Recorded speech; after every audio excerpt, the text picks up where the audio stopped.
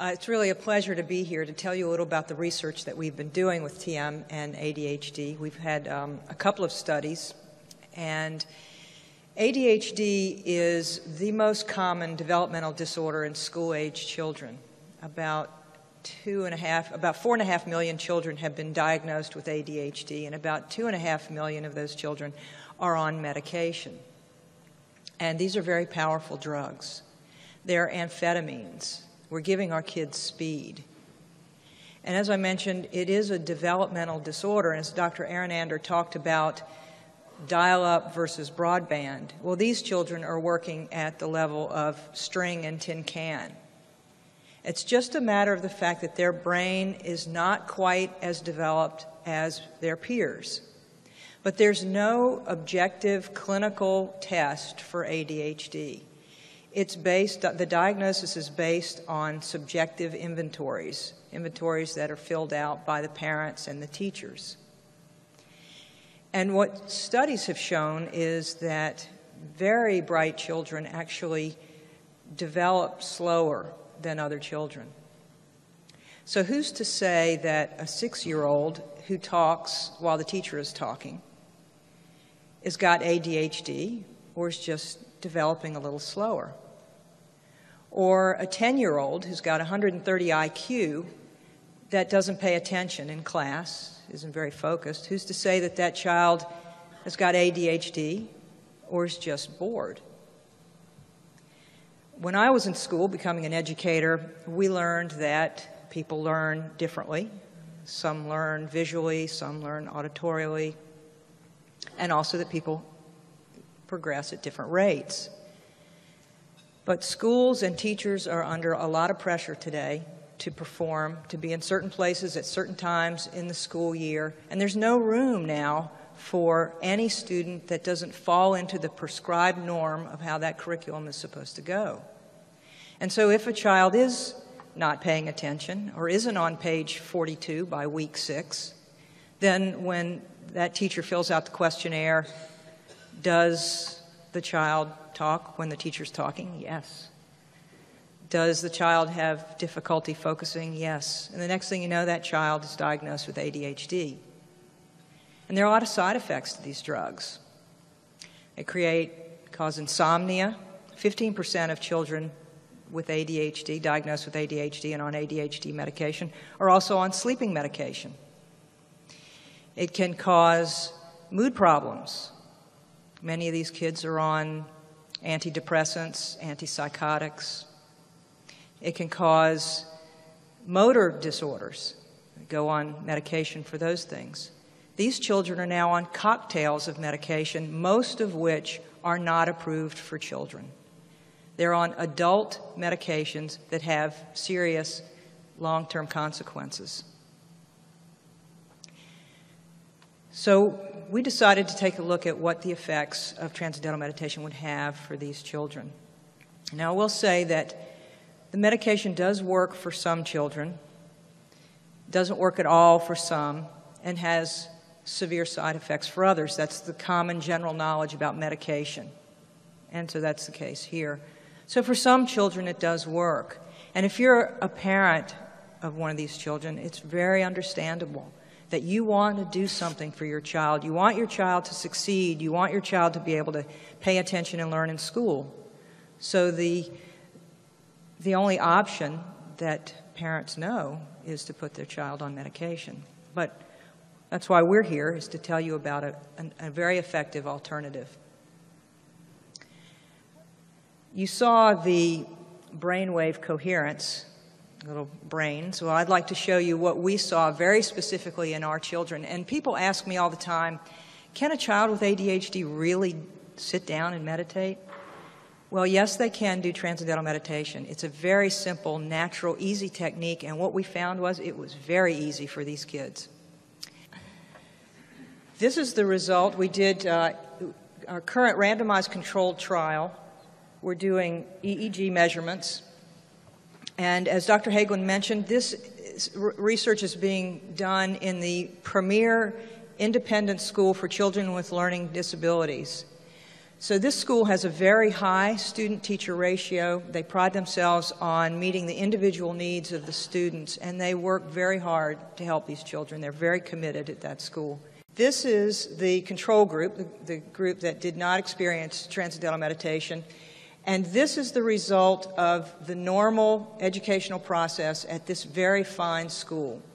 These are not individual heads, but rather they represent clusters of neuronetworking.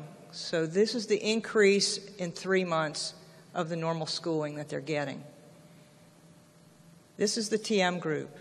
After 3 months, meditating 10 minutes twice a day. That's all they did, 10 minutes in the morning, 10 minutes in the afternoon, every day at school, and then at home on the weekends. And this is the increase in brain coherence that we saw just after 3 months. And what does that mean? It's very interesting, but what does that mean practically for these children? Well, what we saw was significant reductions in stress. And I did not realize that ADHD was a stress-related disorder. I don't think that's something that most people think about. But we saw 50 to 53% reduction in stress. 50% reduction in anxiety. These children are under a lot of stress.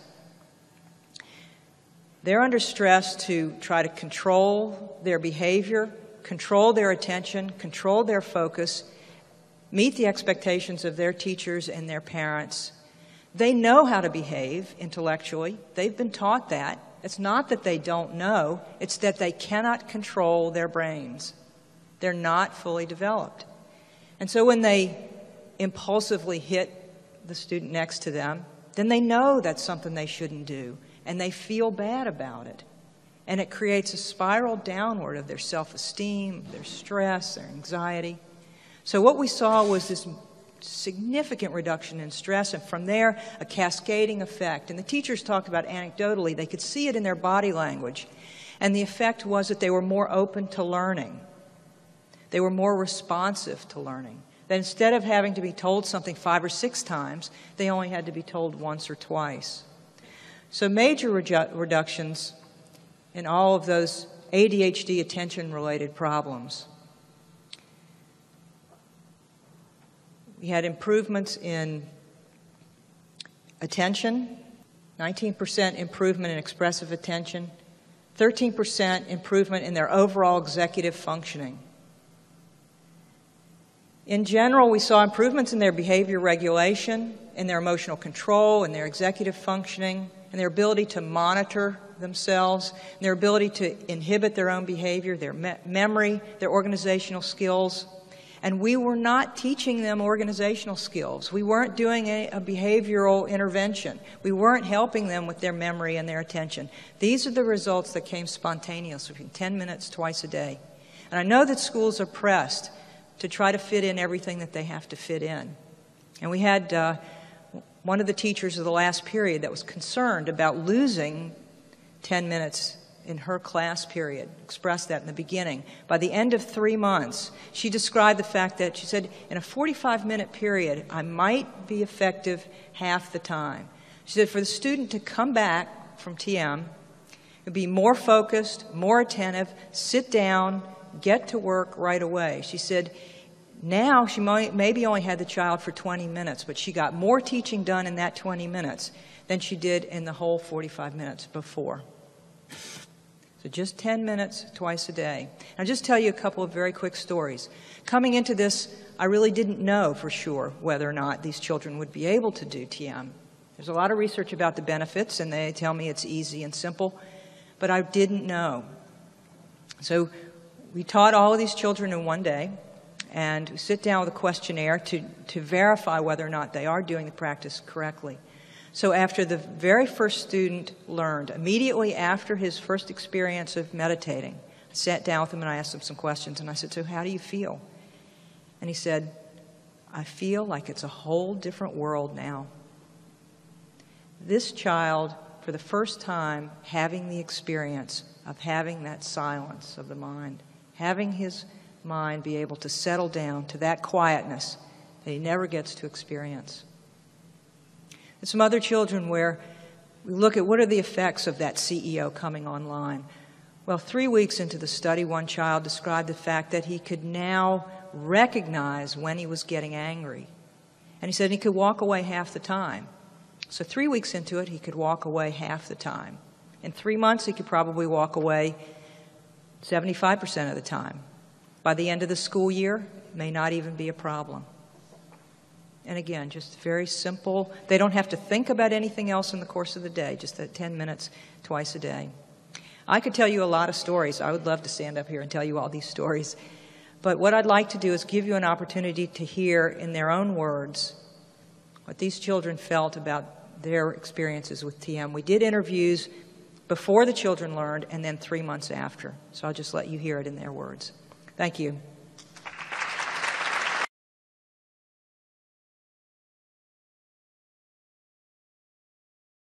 Part of what we're doing, we're going to teach kids who have ADD to meditate and see how it helps them. Mm-hmm. And so I want to get a sense of how ADD affects you.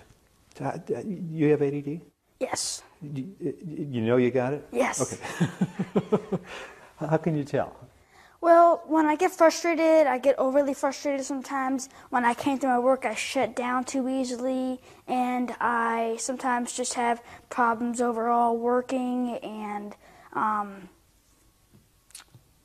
just keeping my anger under control.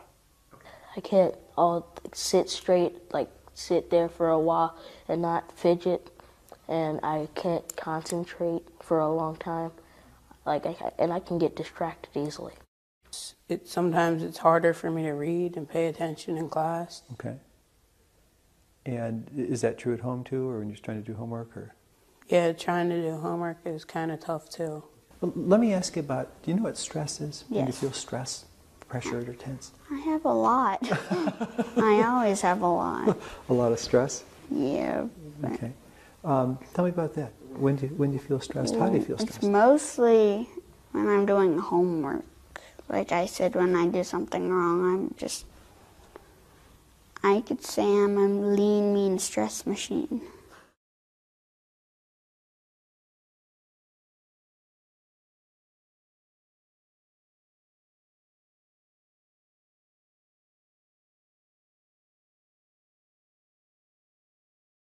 It's helped me with my schoolwork, not getting as frustrated with my friends, and just not getting so angry with my parents, doing my homework better, not getting into so much fights at school, not getting people angry, and stuff like that.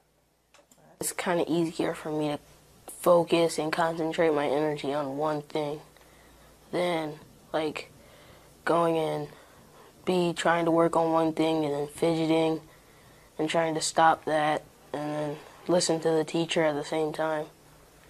I'm much more calmer now than I used to be, and less hyper, and much more mature than I was. And now they want, all my friends want me to come over their house. Well, I don't stress as much anymore, unless it's like with my friends or whatever, but I don't stress that much anymore. So I'm basically, what it's doing is it's making me be able to focus so I'm not under stress. Makes me a lot more confident in myself, because then I know that if I can't get a few things, I don't need to get stressed out about it. I just need to take a little time, go to something else, and then come back to it and work on it. It's working, it's improving their lives, it's improving their sense of self, it's empowering them. I mean, I can say that over and over again, but I really do see it making a big difference, and I think that their futures are going to be so much brighter because of it.